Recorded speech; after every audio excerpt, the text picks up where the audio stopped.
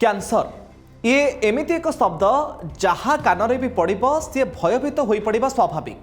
दर्शक बंधु शरीर थिले रोग अच्छी आउ रोग थिले तार निराकरण अच्छी किंतु कैंसर चिकित्सा विज्ञान पाई बड़ आह्वान नहीं आसी कारण आधुनिक चिकित्सा पद्धति कैंसर को संपूर्ण नियंत्रण करि पारु नाही। एकविंश शताब्दी रे अनेक अत्याधुनिक चिकित्सा पद्धति उपलब्ध हेबा सत्वे चिकित्सा विज्ञान पाई एक प्रमुख आह्वान होई रहिछि कैंसर। कैंसर विषय रे आज आलोचना करिवार कारण हेउछि आज हेउछि वर्ल्ड कैंसर डे बा विश्व कर्कट दिवस। एथर कर्कट दिवस थीम रहिछि यूनाइटेड बाय यूनिक। प्रतिवर्ष फेब्रुआरी 4 तारिख को विश्व कर्कट दिवस रूपे पालन करा जाए। कैंसर बा कर्कट रोगर 4टी अवस्था थाए।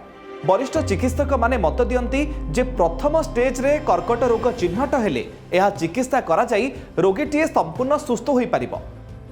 आमे समस्ते जानिछे मद्यपान तमाखुर व्यवहार निशा सेवन धूमपान कारणरू कर्कट रोग होई थाए। आउ ता सहित गरम खाद्य प्लास्टिक पात्र रे खाइले आम शरीर को तरल प्लास्टिक जाई थाए जहाँ पई कर्कट रोग हेबार मध्य संभावना रहिछि।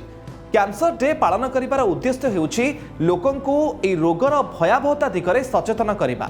कर्कट केवल अकाल मृत्युर अन्यतम कारण नुहे, यह शारीरिक मानसिक सामाजिक आउ ता सहित आर्थिक दृष्टि मध्य अत्यंत पीड़ादायक होता है। दर्शक बंधु सचेतनतार अभाव जोगु कैंसर तार काया विस्तार करिबारे सफल हेउछि। तेणु आमे समस्ते भयभीत न होई सचेतन हेबा आवश्यक। आसंतु आमे समस्ते एकाठी हेबा आउ मिलिमिशि पृथ्वी रे जीवन धारणर एक सुस्थ वातावरण गढ़िबारे ब्रती हेबा।